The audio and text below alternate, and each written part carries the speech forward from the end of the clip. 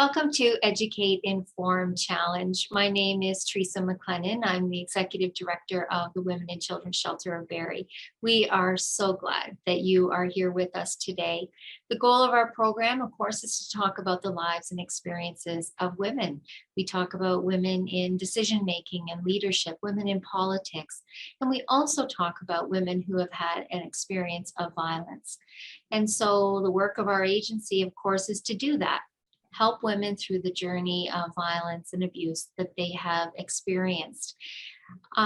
Before we begin, we also just want to thank our Indigenous community and partners. We thank you for allowing us to share in this space, to have these conversations. We just respect and appreciate the culture and history that you allow us to share in. Thank you. I am very excited to welcome my guest, Jo-Anne, today. We have had Jo-Anne on our program before, and the information and her skill set and knowledge is so deep. We thought it would be really great to have Jo-Anne come back again to talk to us about the experience for women who have had an experience of violence, what it is like to go through the family court support process and all of the complexities, the challenges, the barriers that can happen in that system. And so we just really welcome Jo-Anne back to the program again. And Jo-Anne, thank you so much for being with us again today. Thank you for having me. Okay. So we really want to dive in again about why someone would need your help in the first place. And so maybe you could just start off by telling us, quickly the work you do and who you do it for. Okay. So what I do is I support the women who are seeking some information around their family law process. I work for the Women and Children Shelter. However, I have created a very good relationship with the lawyers in the community so that I know who is experiencing domestic violence and who is on the domestic violence panel that can be helpful. So explaining the court process to a woman, discussing what options are available, offering something that's called the 2-hour domestic violence certificate.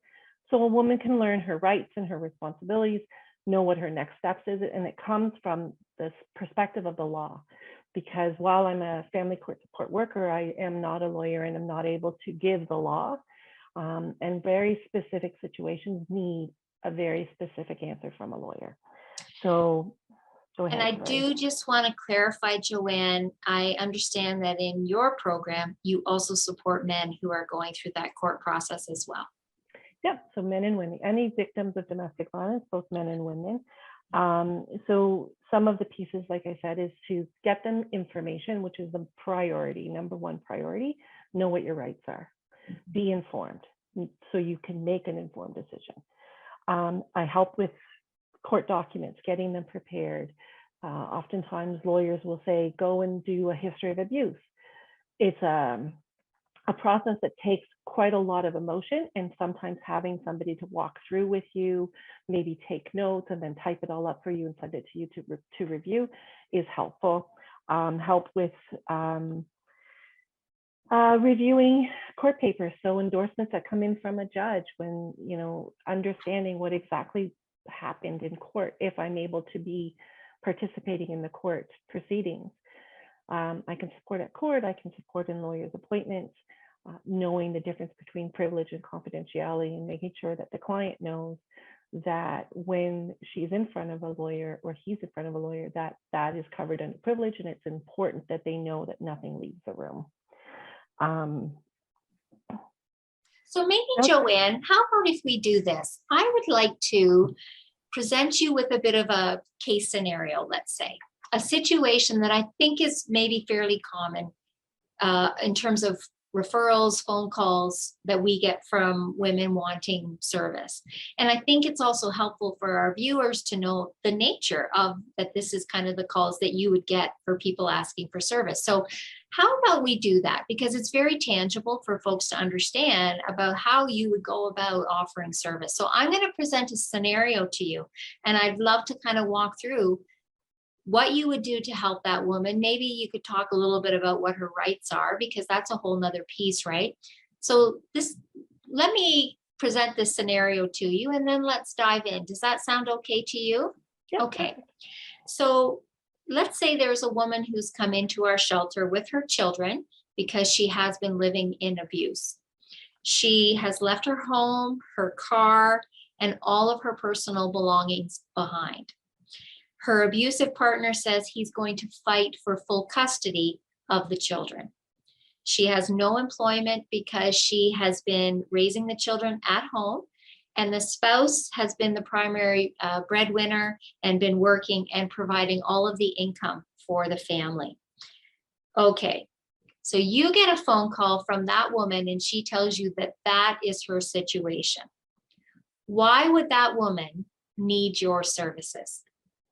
Well, she would need to speak to a lawyer first off, just to get advice on what's going to happen. He's threatening to go for custody. She's left the home. She has nothing. She has no income. She has none of her personal belongings. So wanting to be able to go back to the home is not necessarily a safe thing to do without having some kind of parameters set.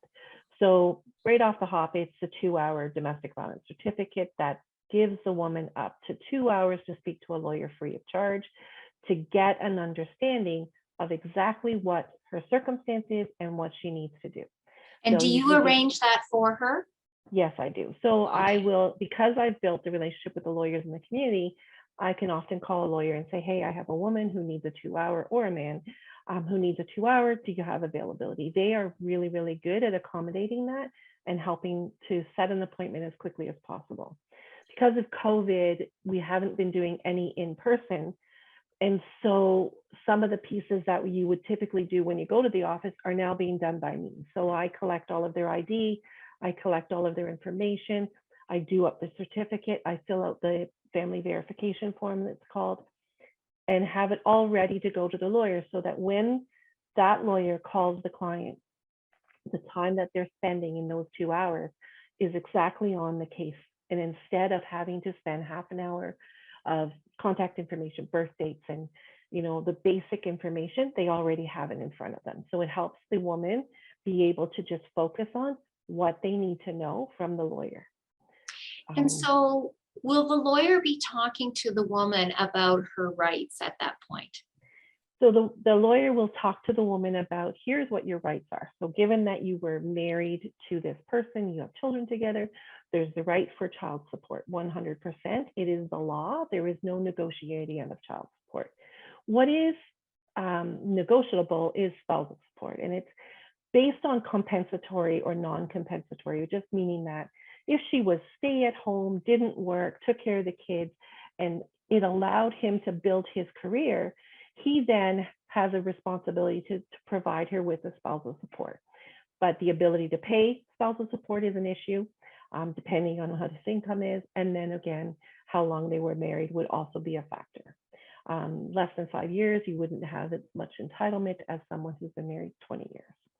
And then again, things like if you were married, you have 50-50. You are entitled to 50% of whatever the marital assets are. The house, doesn't matter whose name it is, the car, the bank accounts, etc.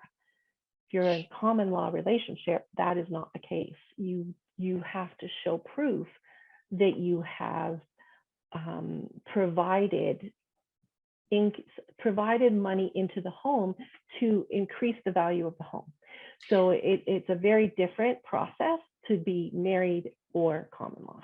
And I think that that's a very good point that needs to be made, because I think that most people feel that common law is as good as married.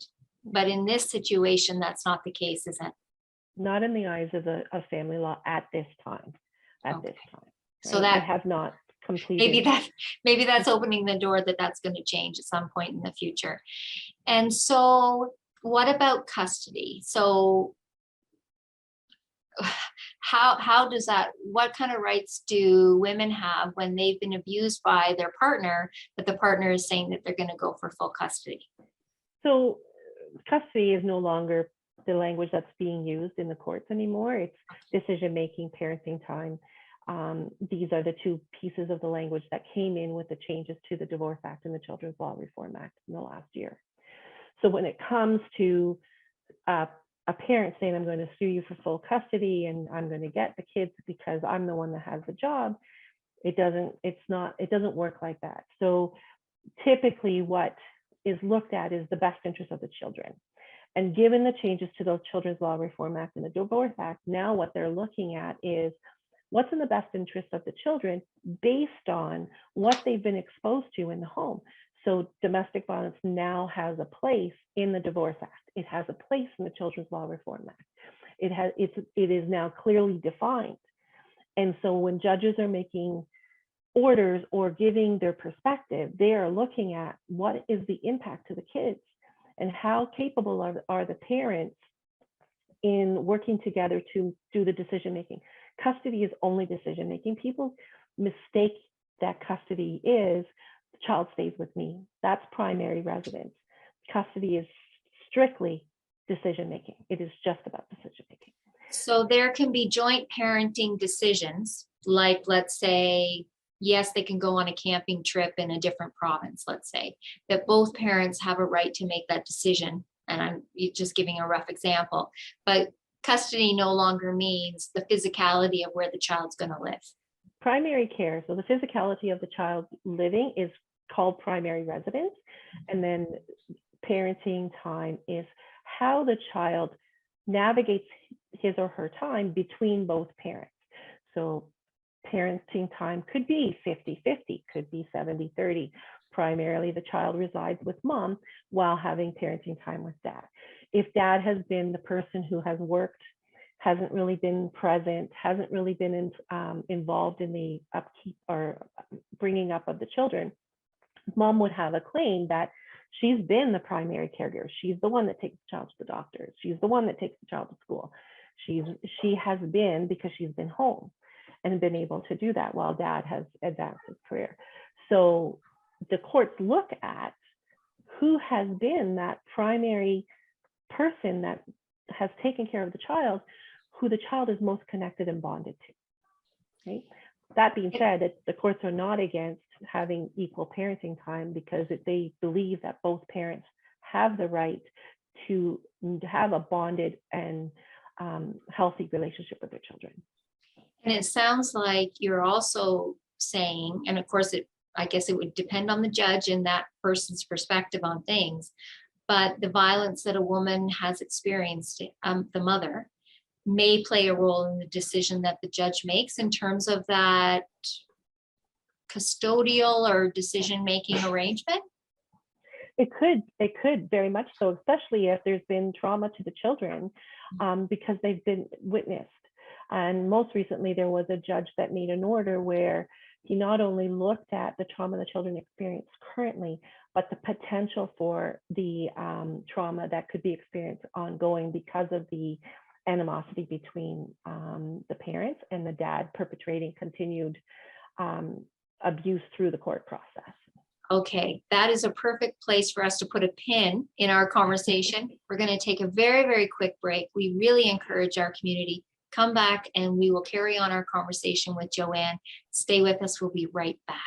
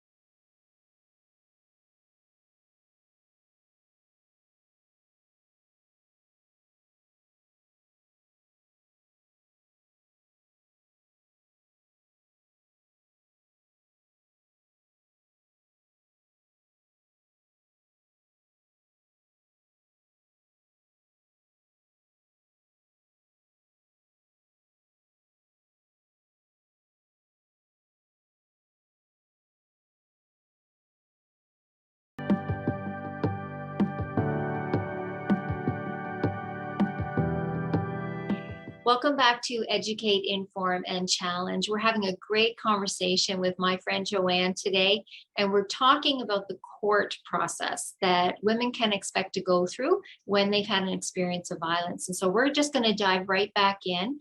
We were talking about the division of assets and the meaning that being legally married and the difference between that and a common law relationship. Jo-Anne, I want to circle back. I just have a quick question. So we talked about that scenario of a woman coming into shelter. She's left her home, her car, her valuables at home. When she leaves the home, she comes into the shelter, right? Because she's had that experience of violence. What is she entitled to? How does that get worked out? Is she able to go back into the home? What usually happens in that situation?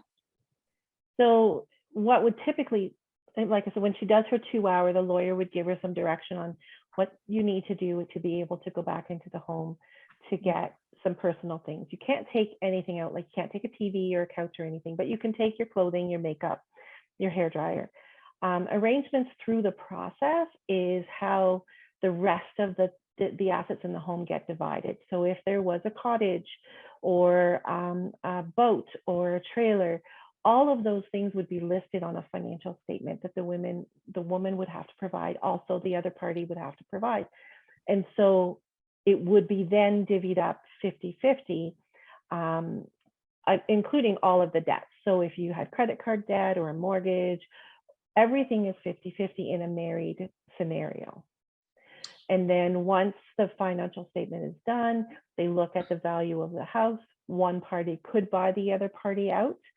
At some point, if neither party is in a position to do that, the house is put up for sale. Oftentimes, a judge will make the order because one party or other might not want to sell the house. And if they're not willing to allow either party to just continue to reside in the house, it needs to be sold. And then the woman is then, the money from the house is put in trust until all of the case is finalized as far as financials. Because child support is payable, because there's possibility of spousal support, because there are other assets that need to be divided up. We want to make sure that before the money from the assets from the house is divvied up between the two parties, that if there's money that's owing to the woman, that it comes out of his portion of the sale of the proceeds, the net proceeds from the sale of the house, in order to help her be able to rebuild her house, but also to ensure that she does get her fair share, because oftentimes that's not the case, and a woman would end up not having the amounts that she needs to set her life up again. Okay. I feel like I'm just going to kind of flip with some questions that are circling in my head that I just really think some basic information for folks to know who are listening today. One of which is, how do your clients pay for lawyers' fees? So legal aid is an option. If a woman has stayed at home and not had employment, has no access to the money, even though they own a house or she's part of owner of the house. When there's financial abuse or she has not been the one that has had any access to the funds, she can apply for legal aid. And legal aid will typically cover things like custody, access, and child support. They haven't changed their language yet. And then, of course, lawyers will take into consideration the financial pieces, so the sale of the home and any of the equalization, they call it, so that both parties walk away with pretty much the same amount, unless there's spousal support or other amounts that are owing. And so legal aid is one of the options. Okay.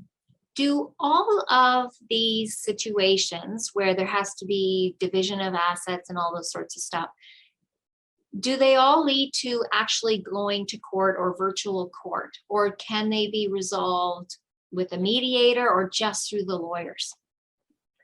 So you could negotiate through lawyers if both sides are willing to come to the table and negotiate in good faith.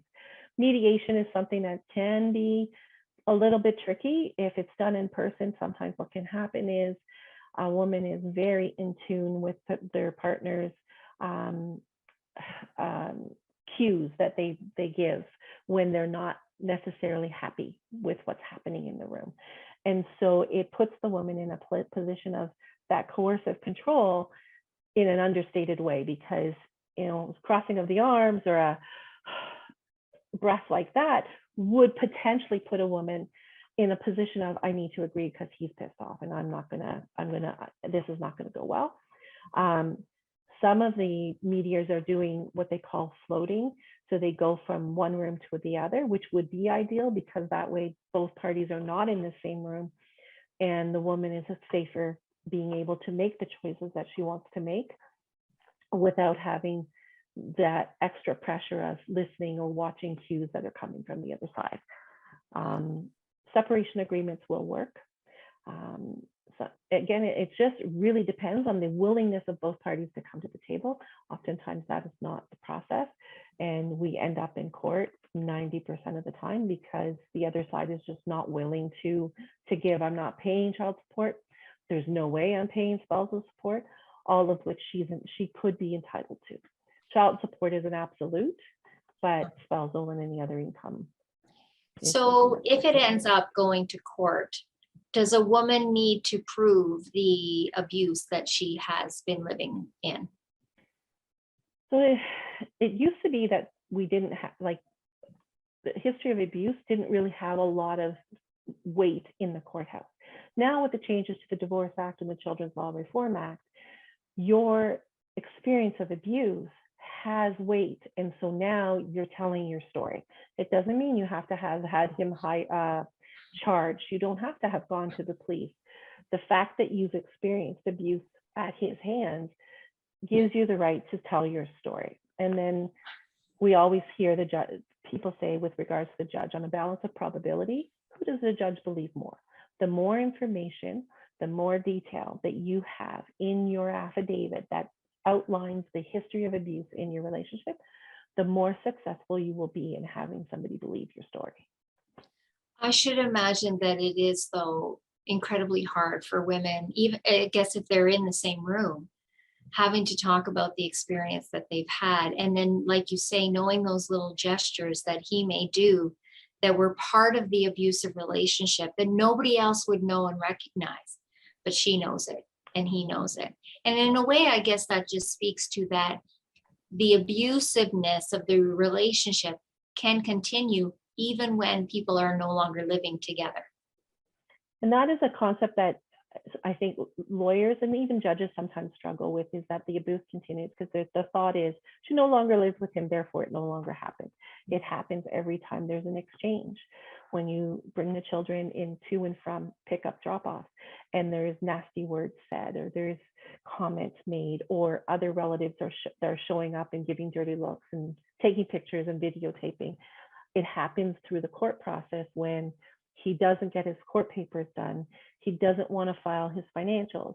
He hires and fires lawyers over and over again, shows up to court unprepared, and then gives a story to the judge. Today, I was in court with a woman, and throughout this man, he's self-represented, which is another way to hold off the process. Self-represent yourself and then do nothing but malign the woman every time you have an opportunity to speak. The judge actually had to call him out and say, enough, I don't want to hear you speak like that about your ex-partner at all. But it happens all the time, and they're having to sit there and listen to this ongoing abusive behavior in the courtroom. What's your perspective in terms of how judges are being educated and how they are learning more really about that experience of abuse for women? Do you feel like that there's positive movement that's happening to help women going through that experience? I feel like there's some positive movement. I feel that the changes to the laws have definitely opened up some eyes. I am seeing some decisions being made that take into consideration. Most recently, a woman went through civil court, sued for the abuse that she had endured, and the judge ruled in her favor. It was called the Family Domestic Violence Tort, and she received a $150,000 award for the experience of abuse. So it's showing up in not just family court and not just criminal court, is showing up in your civil court as well. That's incredible. And I mean, and the things that we're talking about today, we always have to take everything with a grain of salt. Every situation is going to be different. And in by no way are we saying that that's going to be the case for every woman who No. goes down that path, for sure. But if you feel that there's positive movement happening, I think that that's really good. And you would definitely see that because you are the person kind of in the front lines representing, well, supporting people going through that process. One of the questions I just had was, when you get to that going to court process, is it a judge? Is it a justice of the peace? Who's ruling over those cases? So for family court, it is absolutely a judge. It's the Supreme Court for family law here in Barrie. And so there is a judge. The only time there's not a judge is when you have your first appearance, which is just done in front of a clerk. And all they're doing is just determining whether or not you have your paperwork properly done and filed so that you can move on to the next stage. So, family court has several stages. You have your first appearance and then case conference, settlement conference, and then you start looking towards what's going to happen with trial. In the meantime, there could be things that come up that are really urgent, and so that's where something called a motion gets done. And then even after you've settled your whole case and everything's done and something goes wrong, there's something called a motion to change, and either party can bring that back to court no sooner than 6 months after they've had their final minutes of settlement. So how long can this court process, from beginning to end, how long in your experience can that go for? Like, do you have an example of the time frame for that? So I've had one that we went to first appearance, both parties agreed, and it was done that day. That was very rare, but it was really great to be able to just do that. On average is about 2 to 3 years. However, I have one that's over 6 years now that's been in the courts, and we're headed towards trial. Wow. I cannot imagine the difficulty for any of your clients having to go through that process. And of course, I think recognizing, I guess, the games that can be played that delay decisions to be made or moving that court process forward, like you said, because that abuse can continue in very subtle ways. And one of the ways is manipulating the court processes, which sounds absurd that there can actually be potential for that to happen, but there are ways for that to happen, isn't there? Well, when you self-represent, you manipulate the courts, because standing in front of the judge has to give you the ability to do the things that you need to do so that it shows that he's not biased against you.